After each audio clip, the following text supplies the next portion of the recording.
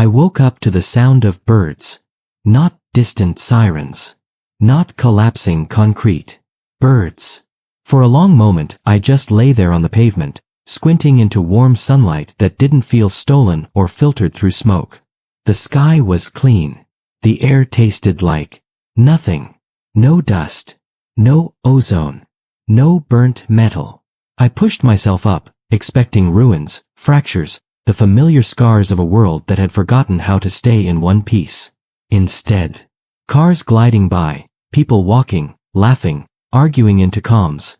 A street vendor shouting about fresh synth coffee. Kids chasing a drone like it was a toy, not a weapon. No time quakes. No distortions. No rifts bleeding across the sky. The world was whole. Too whole. And the most terrifying part wasn't that it looked normal. It was that, for half a second, I wanted to believe it. I started walking because standing still made it worse.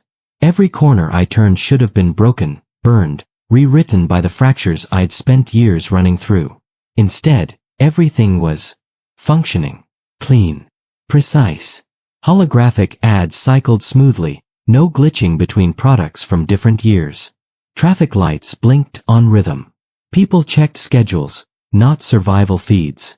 A woman passed me, coffee in one hand, bag in the other, smiling at a stranger like tomorrow was guaranteed. "Morning, sir," someone said as they brushed by. Casual. Automatic. Like I was just another face in a city that had never died. For the first time in years, life looked untouched. No scars. No history of collapse. This wasn't a repaired world. This was a world that had never been broken. And if that was true, then I was the fracture. I ducked into a side alley, heart pounding for reasons that had nothing to do with running. The walls were solid. No flicker. No time scars. Just old brick and fresh graffiti. I yanked my shirt open. My fingers went straight to the place they always did.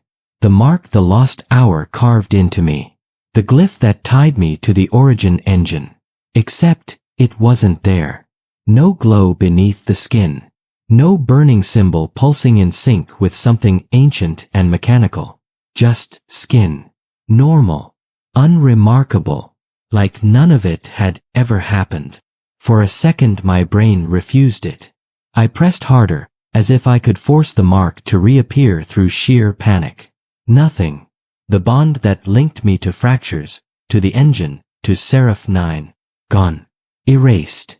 And in the silence of that empty space on my chest, one thought repeated like a glitch. If this is real, then everything I remember isn't.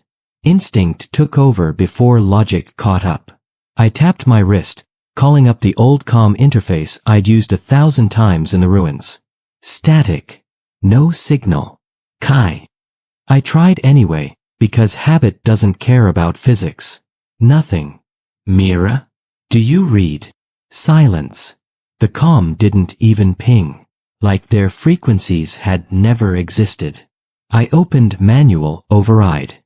Tried every secure channel we'd ever used, rebel lines, Chronotech ghost bands, even emergency temporal frequencies. Everything came back the same. No network. No registry. No one there. I stood in the middle of a busy sidewalk talking to ghosts. People gave me that sideways look, the one you reserve for drunks or glitches in human skin. Then they moved on. I was alone. Completely alone. Not just in this city. In this version of reality. Whatever this place was. It wasn't built with them in it. I walked without knowing where I was going, until I did. My feet turned left at a corner they hadn't seen in years, crossed a street on instinct, slowed in front of a building my mind recognized before my eyes did. The cafe. 10 years ago, this was where I hid from deadlines and reactor stress. Where Elara and I argued over equations and terrible pastry. Where I decided, in a stupid moment of optimism, that we could rewrite the rules of time and never pay for it. Last time I saw this place in my timeline, it was rubble, half sunk into a time crater, chairs frozen mid-air, mugs suspended in a loop. Now, glass intact, Sign pristine, tables filled, warm light spilling onto the sidewalk. I pressed my hand to the window. It was solid, warm, real. The universe had given me back a place it had already taken. And that scared me more than any ruin. A news holo flickered above the plaza, drawing my eye the way warnings always do. But there were no hazard alerts. No timequake projections. No collapse zones highlighted in red. Year 2189. Global Peace Index highest in history. Ozone repair complete. AI governance approval at 97%. A clean, elegant timeline scrolled beneath the headlines. No mention of Chrono fracturing time. No Seraph, 9 breaches. No origin engine. I checked the date. Same year. Same month. Same day, I remembered. Minus the apocalypse. This wasn't some far-off alternate future. This was the moment. The era right before everything broke. Rewritten without the break.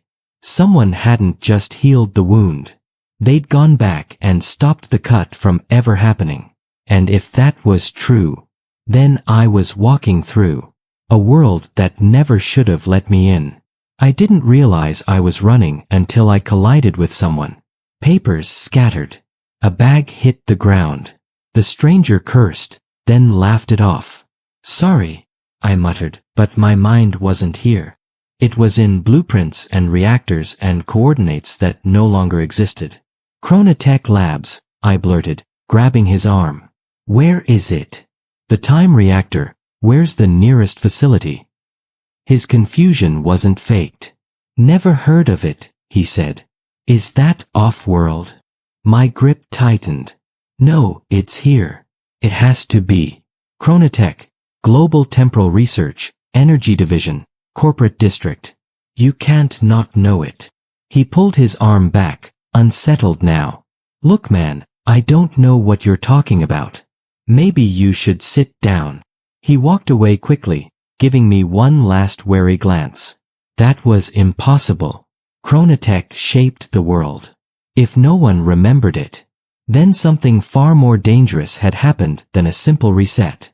I took the fastest route my memory knew, down the transit line, past the old commerce ring, cutting through a plaza that should have been half collapsed in my timeline. Here, it was pristine. That should have been my first warning. Chronotech headquarters should have been a needle of glass and steel stabbing into the sky, its reactor deep below the foundation, humming with stolen possibilities. Instead, when I reached the block, books. Rows and rows of them, visible through wide windows. A library. People sitting in quiet alcoves, pages turning. A child pointing at a story projection. I spun in place, searching for anything. Logo, security drones, pressure fields. Nothing. The entire company, gone. Not destroyed. Not buried. Deleted. The core event, the point where we first bent time too far, had been removed from history. Someone had edited out the moment everything went wrong. And I had no idea what that meant for the universe. Or for me. I didn't feel the drone before I heard it. A soft, familiar whir, the kind I usually associated with surveillance, not comfort. It hovered beside me, scanning the air. Its lens paused when it reached my face. Citizen, it chirped. Stand still for routine chronal scan. Old reflex made me move away. It matched me. Light brushed over my skin, then narrowed in confusion. The tone shifted. Unregistered temporal residue detected, it said, now colder. Classification, anomalous. Heads turned. People slowed, curious. I stepped back, pulse racing. This world was clean, stable, intact. But the drone could still smell what I really was. Someone built from a broken timeline, carrying fractures in his bones. The world was perfect, but it could sense I wasn't. For the first time since waking up here, I understood. This place might look like home, but to it, I was a virus. The drone repeated its request, voice flattening into protocol. Remain where you are. Enforcement has been notified. I didn't wait for enforcement. Perfect worlds tend to be very efficient at removing imperfections. I bolted into the nearest alley, the sound of rotors rising behind me. Additional units converged, shadows flickering on the walls. This wasn't like dodging broken recon drones in the ruins. These were focused, organized, calm. This world rejects me, I breathed, feet pounding the pavement. And it was true. Every system here, the sky, the ground, the drones, was calibrated for a timeline where I never broke anything. Where I never built chronotech. Where I never woke the engine.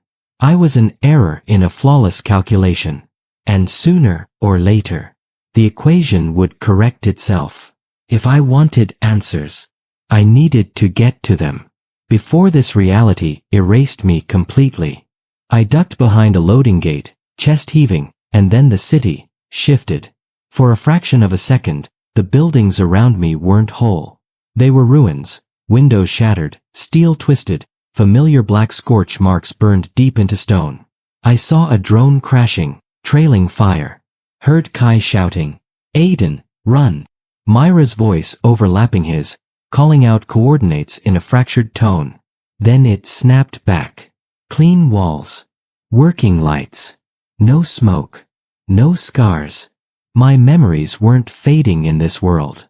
They were pushing back. Two versions of reality. The one I came from. And the one I was standing in. Overlapping for a heartbeat.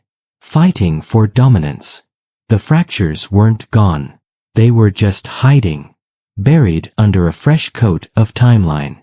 And if the past could still bleed through like that, then this perfect world wasn't as stable as it wanted to be.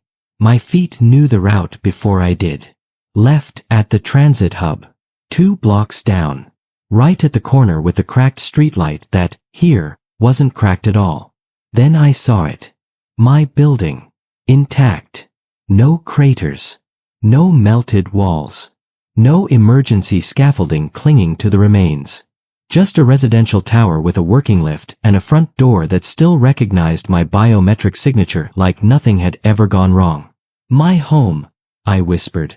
I hadn't seen it undestroyed in 10 years. In my world, half of it had fallen into a temporal sink, frozen mid-collapse. I told myself I didn't care. That I'd moved past it. Now, standing in front of it whole again, I realized I'd been lying. Because suddenly, going inside felt more dangerous than facing Seraph 9. The door slid open with a soft chime, like it had 1,000 times in another life. The smell hit me first. Coffee, old books, Ilara's favorite citrus cleaner. Then the light, warm, familiar, spilling over furniture that hadn't been shattered, burned, or scavenged. The couch with the tear in the side from when Kai crashed into it during that one argument. The desk covered in organized chaos. The lamp Ilara always forgot to turn off. I stepped inside like a trespasser in my own memory. Every detail was perfect. Too perfect. I ran a hand along the wall. It felt solid, not like some hollow projection or engineered illusion. The dust in the corners, the scratches on the table, they were wrong in all the right ways. This is impossible, I breathed. But impossible was starting to feel familiar. And nostalgia was a very dangerous trap. The photo sat where it always had, on the small side table by the couch, half tilted, as if someone had set it down in a hurry. I picked it up with hands that suddenly didn't feel steady.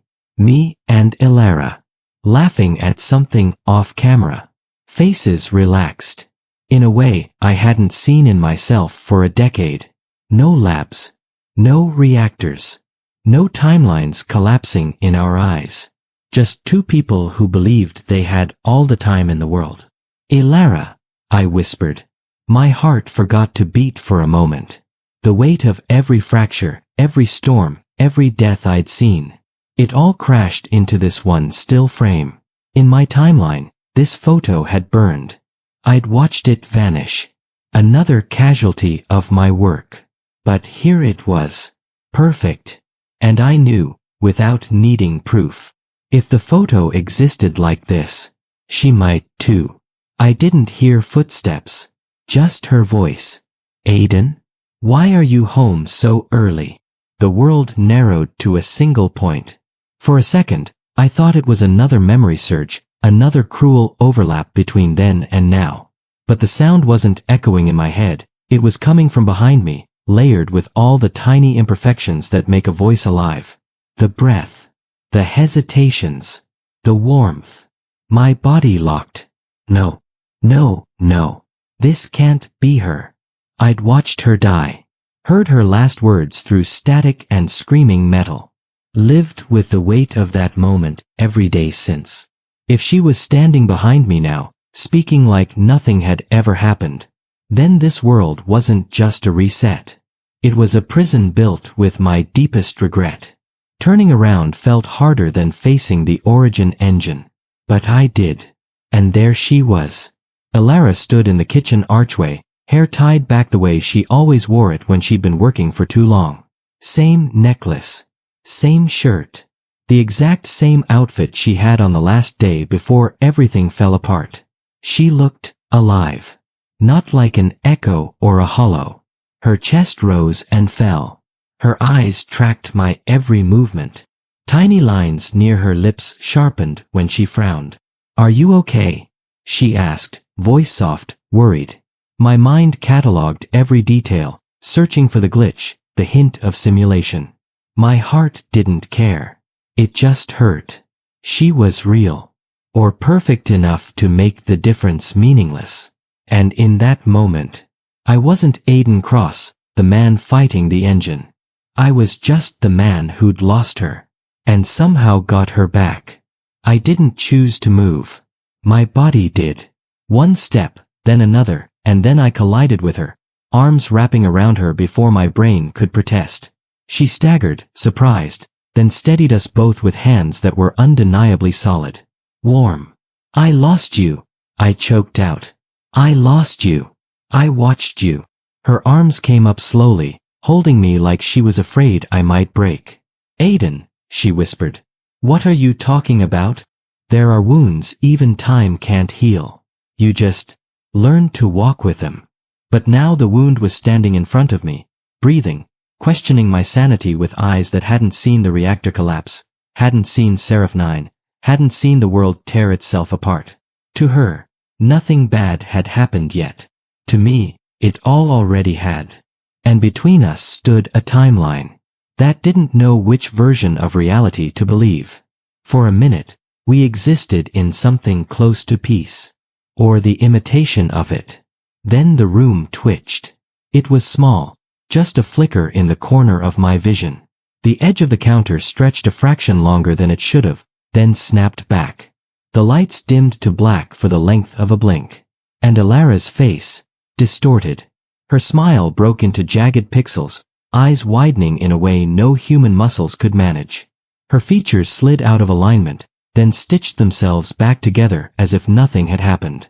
Aiden, did you see that? She asked, voice trembling. Yes. This world had seams. The timeline was smooth on the surface. But, underneath, threads were fraying. I'd been inside enough fractures to recognize the sensation. This wasn't a stable reality. It was a construct under strain. We sat at the kitchen table because that's what you do when the world doesn't make sense. You pretend it does. She poured tea like 1,000 ordinary evenings before everything went wrong. The cup was the same chipped one she refused to replace. The gesture was familiar enough to hurt. You've been distant lately, she said carefully. More than usual. You're working on something at the lab, aren't you? In her mind, Chronotech still existed. The lab was just a job. The engine was just a theory.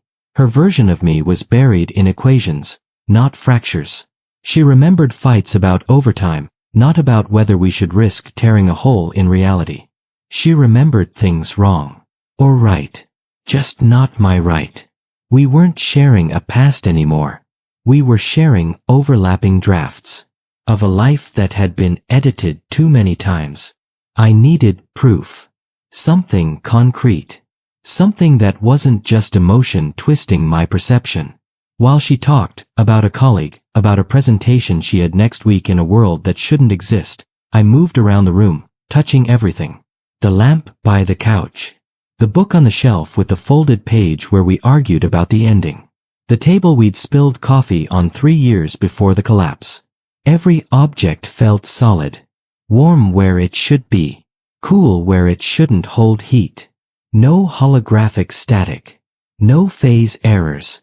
This wasn't a simulation. Not in the way I understood them. This was a full timeline. A complete, functioning reality with its own history and momentum. The question wasn't whether this world was real. It was whether it was supposed to be. The first stab of pain hit mid-breath. Sharp. Violent. Right where the glyph used to be. I gripped the edge of the table as my chest burned, like someone was carving the symbol back into my skin from the inside out. Ilara stood, chair scraping back. Aiden. I looked down. For a second, beneath the fabric of my shirt. I saw it. A faint blue glow pulsing in rhythm with my heartbeat. There. Gone. There. Gone. The old timeline wasn't gone. It was pulling at me. Trying to reassert itself. I was an object out of place. Dragged into a version of history where the engine never woke. But still carrying the imprint of a future where it did. And time. Time doesn't like contradictions. Ilara knelt beside me, hands on my shoulders, eyes wide with fear I hadn't seen in them since the day of the reactor. Aiden, hey, look at me. Do you need a doctor? Should I call emergency? I almost laughed. What was I supposed to tell them? Yes, hi, I think I've fallen out of my original timeline into a version of reality where my life went right. But my body is still linked to an ancient time engine trying to drag me back into a collapsing multiverse. There wasn't a medical code for that. I'm fine, I lied. The pain was already fading, but the echo of it lingered. It's just stress. Her eyes softened.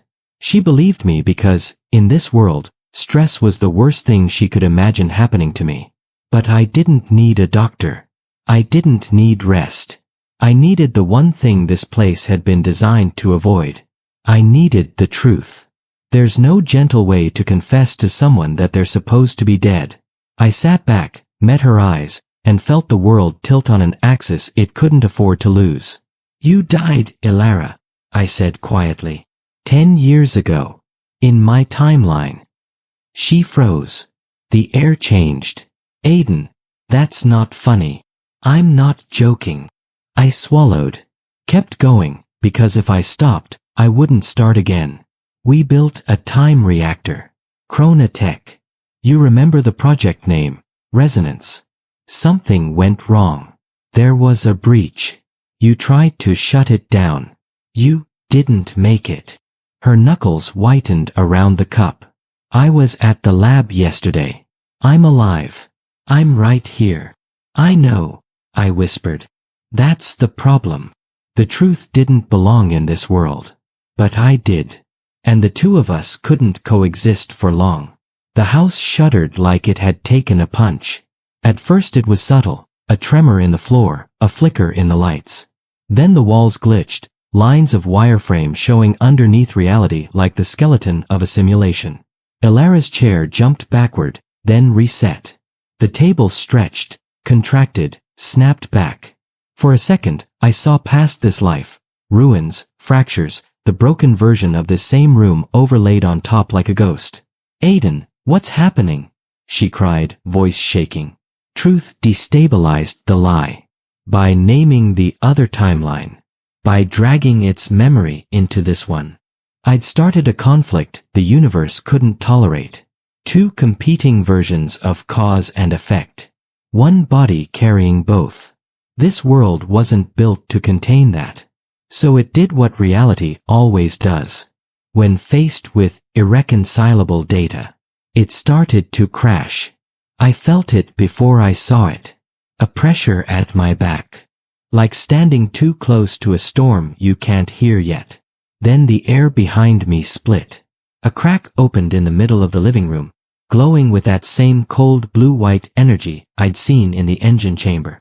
It stretched from floor to ceiling, widening with each breath, humming with the sound of collapsing timelines.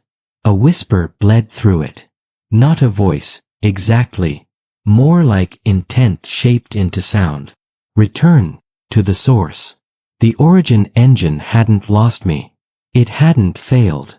It had sent me here, into this clean, untouched timeline. And now it was calling me back. This wasn't mercy. It was a recall. Ilara stumbled back, eyes locked on the crack in the air like it was a monster she couldn't name. Aiden, you're... I looked at my hands. My outline was distorting, edges blurring, tiny delays between my movements and their reflections. Part of me was here. Part of me wasn't. You're glitching, she whispered, voice breaking. She reached for me. Her fingers passed through my arm for a fraction of a second before contact re-established. The look on her face. I'd seen fear in her eyes before. In the reactor control room. When she realized what we'd done. This was worse. Because this time, I wasn't afraid of the machine. I was afraid of what my presence was doing. To the last version of her. That still had a chance at peace. Every instinct screamed at me to stay. To grab her hand, to fight whatever pull the engine had on me. To let this broken world fix one thing by leaving her alive. I don't want to leave you again, I said, throat tight. Then don't, she begged, tears in her eyes. Whatever this is, whatever's happening, we can fix it. Together. Just stay. But I could feel the fracture widening with every second I resisted. The room split between two realities, the peaceful home she remembered and the wreckage I came from. The longer I remained, the more both timelines bled into each other. If I stayed, I wouldn't just break this world. I'd break all of them. Sometimes love means holding on. Sometimes it means letting go so everything else doesn't collapse with you. The pull intensified, like gravity had chosen sides. The fracture roared, dragging air, light, and sound into its widening mouth. Papers flew. The table slid. Glass shattered in slow motion. Ilara lunged toward me, screaming my name. I reached back, fingers stretching, our hands missing by less than a breath. I'm sorry, I said. 2 words I'd owed her for 10 years. 2 words that felt brutally small. Her face twisted in panic, in hurt, in 1,000 unreadable things that would haunt me across every timeline I had left. Some goodbyes are quick. Some are delayed. This one felt infinite. And as the fracture swallowed me, ripping me out of the life I never got to live, I realized that no matter how many times reality resets, losing her always hurts the same. The world disintegrated into shards of memory. Our first day at Chrono. The reactor ignition. Kai swearing over a busted drone.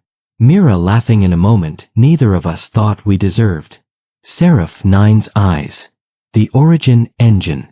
The fractures. The storms. They spun around me like broken glass, each one a timeline I'd touched or ruined or barely escaped. I reached for them, knowing I couldn't hold on to any of them. Ilara. I called out, but her name stretched, echoed, then dissolved into static. The fracture didn't care about love or regret. It was a transit system. I was just cargo. And when the last piece of that peaceful world vanished, the past did what it was always meant to do. It let me go. Impact. My body slammed into hard flooring, knocking the breath out of me. Alarms screamed overhead, sharp and familiar. Red emergency lights pulsed against metal walls. The air tasted like ozone and burning circuits. Not the peaceful city. Not the fracture. Somewhere in between. I forced my eyes open. A corridor stretched out in both directions, lined with cables and conduits humming with energy I didn't recognize, but my bones did. A shadow fell across me. Heavy footsteps. Measured. unhurried. I looked up. A massive figure loomed at the end of the hall, face obscured, body framed by the strobing red light. A single red eye, mechanical, unblinking, opened in the dark, fixing on me like a target. "Welcome back, Dr. Cross," a voice said. I wasn't home anymore. I was somewhere much worse. And whatever this place was, it had been waiting for me. You've crossed the rift and seen what waits beyond. Like, share, and subscribe. Your journey through the unknown continues. Epic Outlast.